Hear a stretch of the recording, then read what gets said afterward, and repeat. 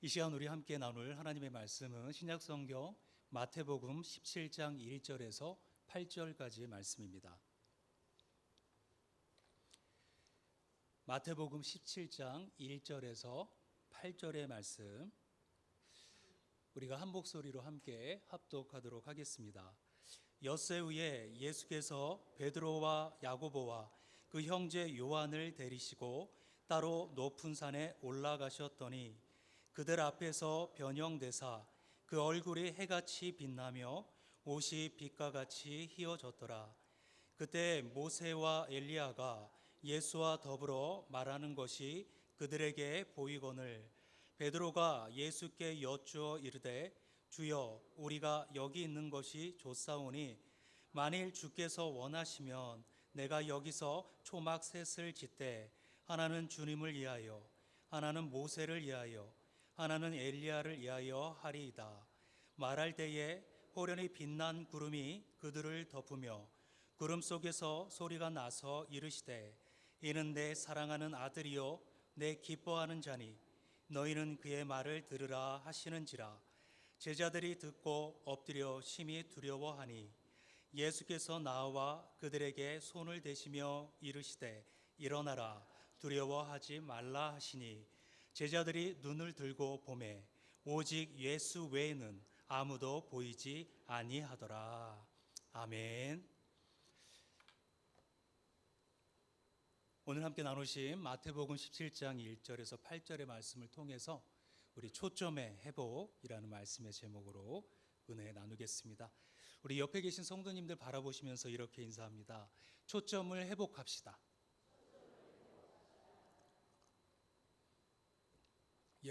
너무 한 번에 끝나신 것 같은데요. 반대쪽으로도 보시고 한번 해주시면 좋을 것 같습니다. 초점을 회복합시다. 아멘. 우리 모두 주님 앞에 초점을 회복하는 우리 성도님들 되어주시기를 주님의 이름으로 축복합니다. 담임 목사님과 사모님께서는 지금 성지 순례 중에 계십니다. 은혜롭고 또 안전한 여정이 될 수 있도록 우리 성도님들의 많은 기도 부탁드리겠습니다. 예전에 이 법관과 또 대법관을 거쳐서 이 고위 관리직까지 지낸 분의 인터뷰가 어느 기독교 잡지에 실렸었습니다. 그분은 상가 2층에 있는 이 작은 교회를 출석하고 있었는데 줄곧 그 교회를 출석하시면서 또 공직을 마친 다음엔 그 교회에서 이 구역을 맡아 또 구역장으로 구역 예배를 인도하고 계셨습니다. 기자가 그를 찾아가 여러 이야기를 나눈 끝에 계속 그 조그마한 상가교회를 다니고 있는 그 이유를 물었습니다. 일반적으로 사람들은 자신의 사회적인 그 수준에 맞춰서 사람도 사귀고 또 교회도 찾고, 특히 이 정치하는 사람들은 사람이 많이 모이는 대형 교회 또는 목회자도 유명하고 영향력이 있는 교회를 선호하는데 사뭇 다른 그의 행보에 관심을 갖고 이런 질문을 한 것이죠. 이러한 기자의 질문에 마치 선문답처럼 그는 짧게 대답합니다. 나는 예수님만 보고 교회 다닙니다. 이렇게 순수하고 또 아름다운 신앙을 추구하는 사람이 있다는 사실이 사실 놀랍고 이 감동이 되었던 것입니다. 신앙생활의 본질이 교회의 외양이나 시설, 또 성도의 수, 교회의 규모, 목회자의 인지도나 영향력이 아니라 바로 예수님이다라는 것은 상식이고 당연한 일입니다. 하지만 우리가 살아가는 이 현실 속에서는 이것들이 많이 반대로 작동하는 것을 보게 됩니다. 나는 예수님만 보고 교회 다닙니다 라는 이 짧은 대답 속에서 다시 한번 우리의 신앙생활의 본질에 대해서 어떻게 신앙생활을 해야 하는지에 대한 그 마음을 가다듬게 됩니다. 그것은 두말할 것도 없이 예수 그리스도입니다. 신앙생활은 예수 그리스도를 바라보는 것이고 예수 그리스도께 집중하는 것입니다. 예수님이 본질이고 핵심입니다. 다른 것은 들러리에 지나지 않는 것이죠. 그런데 우리는 들러리만 보고 이 본질을 놓칠 때가 참 많다는 것입니다. 이것은 예배에 있어서도 마찬가지입니다. 예배의 초점, 예배자의 초점도 바로 예수 그리스도께만 두어야 합니다. 예수님만 보여야 하고 예수님만 보아야 한다는 것입니다. 오늘 본문은 이 변화산 사건입니다. 예수님께서 베드로와 요한과 야고보 이렇게 세 제자를 데리시고 높은 산으로 올라가셨는데 갑자기 주님께서 변모하셨습니다. 여기서 변모란 주님께서 본래의 상태로 본래의 모습으로 돌아가신 것을 의미합니다. 본래의 상태란 사람의 몸을 입고 이 땅에 오시기 전의 모습, 그 신성의 모습을 의미합니다. 이것은 얼마 후에 있을 이 주님의 부활을 예고하기도 합니다. 그리고 변모하신 주님 곁에 이 율법을 상징하는 모세, 그리고 선지자를 상징하는 엘리야가 나타나 주님과 이야기를 나눕니다. 누가복음에서는 이 이야기가 어떤 내용인지를 구체적으로 소개하기도 합니다. 바로 앞으로 있을 고난과 주님의 죽으심을 의논하였다, 이렇게 말씀합니다. 이런 놀라운 광경을 본 베드로가 주님께 초막 셋을 지어 국어서에 눌러 살았으면 좋겠다, 이렇게 청합니다. 그러자 빛난 구름이 그들을 덮으면서 구름 속에서 이는 내 사랑하는 아들이요 내 기뻐하는 자니 너희는 그의 말을 들으라 라는 음성이 들렸습니다. 그리고 놀란 제자들은 무릎을 꿇고 엎드립니다. 일어나라, 두려워하지 말라라는 이 주님의 음성을 듣고 일어나 보니까 어떻습니까? 오직 우리 주님 외에는 아무것도 보이지 않았다, 이렇게 증거하고 있습니다. 이 사건은 신앙의 본질, 특히 예배의 본질을 우리에게 잘 보여줍니다. 먼저 신구약 시대를 통틀어서 경배의 대상이 주님이시다라는 것을 강조하고 있는 것입니다. 율법과 예언이 구약 성경을 대표한 것처럼 율법의 상징 모세와 선지자의 상징 엘리야는 구약 시대의 모든 사람을 대표한다 볼 수 있습니다. 그리고 베드로와 요한과 야고보는 12 제자를 대표하고 나아가서 신약 시대 모든 사람을 대표하는 것이죠. 그런데 그 중심에 신적인 모습을 회복하신 주님이 계십니다. 더 중요한 것은 하나님께서 그것을 확증하십니다. 이는 내 사랑하는 아들이요 기뻐하는 자니 너희는 그의 말을 들으라. 그러므로 성도는 주님 앞에 무릎을 꿇고 경외함으로 주님의 음성을 들어야 합니다. 이것이 올바른 예배자의 자세인 것이죠.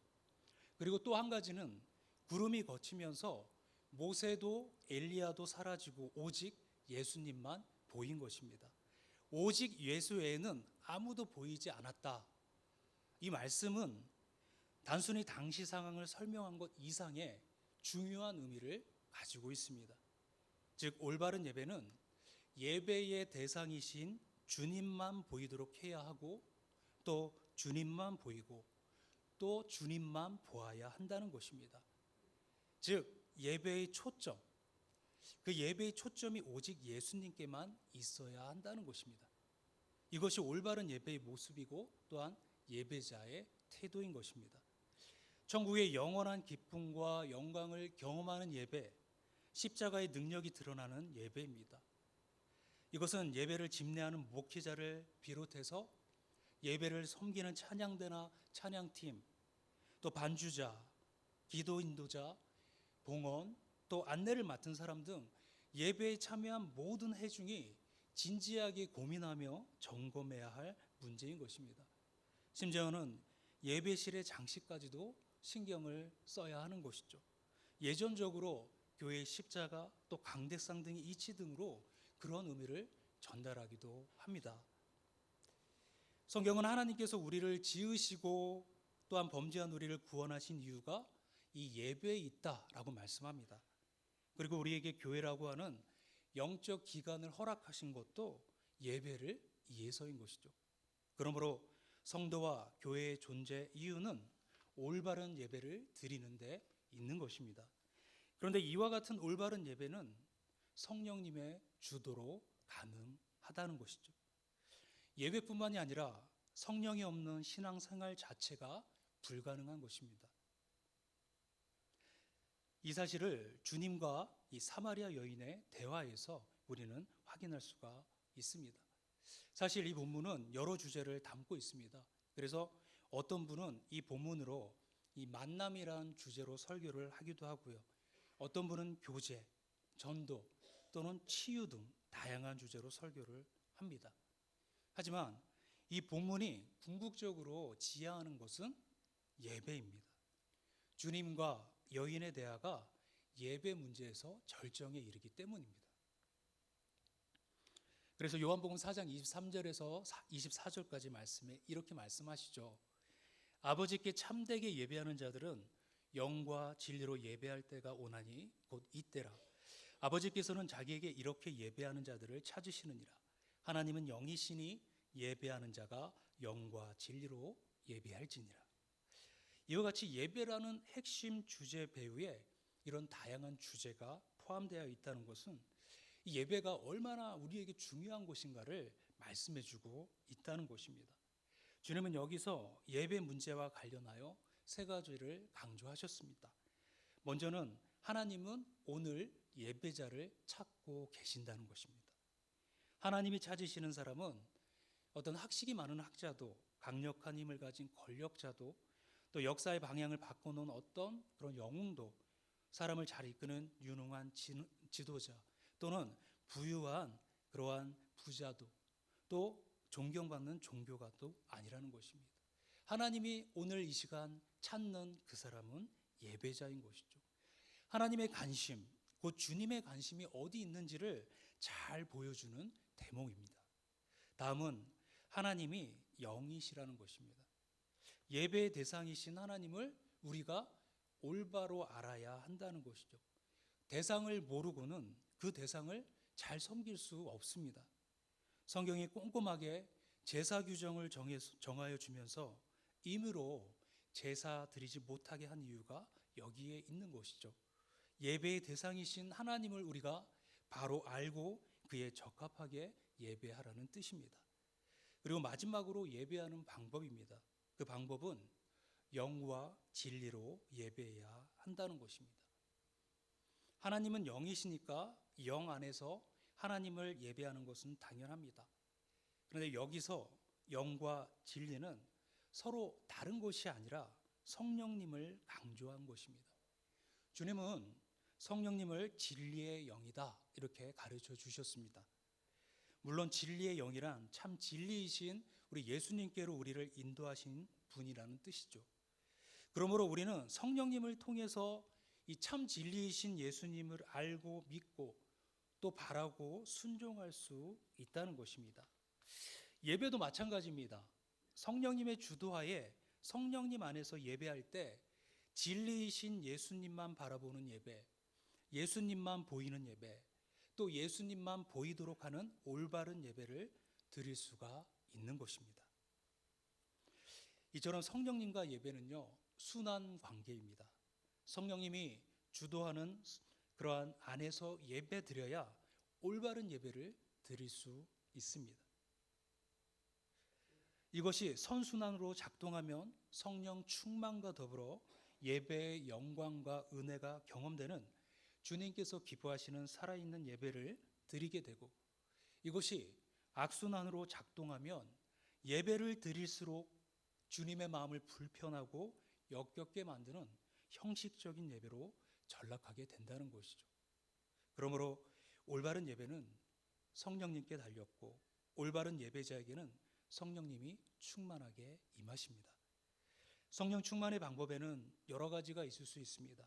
순종에서 시작해서 기도하며 또 찬양하며 또 하나님 앞에 감사할 때 또 섬김과 헌신으로 또 복음을 전하는 전도 가운데 우리가 말씀을 들음으로 또 겸손함으로 그런 성령 충만의 은혜를 경험하기도 합니다. 그런데 이 모든 주제를 예배로 묶을 수가 있다는 것입니다. 예배는 마치 영적 종합 선물 세트와 같은 것입니다. 예배 안에 이 모든 것이 다 포함되어 있기 때문입니다. 그래서 올바른 예배자에게는 앞에서 열거한 이 모든 것이 자연스럽게 나타납니다.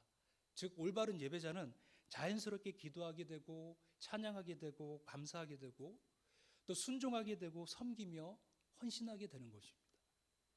그리고 이 모두가 성령 충만의 방법이니 예배는 당연히 성령 충만의 최고의 비결인 것입니다. 그러므로 우리는 성령님 안에서 주님만 보이도록 하는 예배, 주님만 보이는 예배, 주님만 보는 올바른 예배를 드리는 그런 올바른 예배자가 되어야 합니다.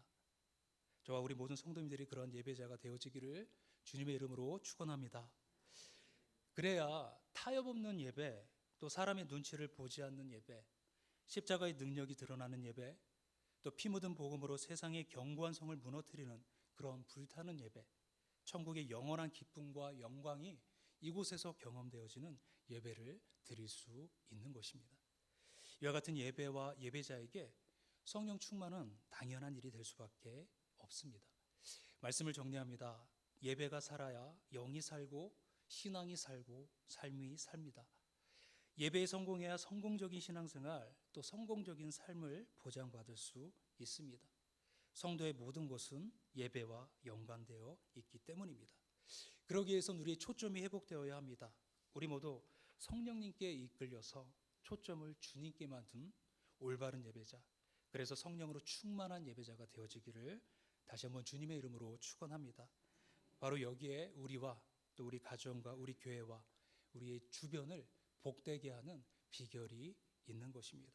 새로운 한 해를 시작함에 예배로 승리하며 나가 그 예배의 영광과 은혜를 누리는 우리 모든 성도님들과 제가 되어지기를 주님의 이름으로 축원합니다.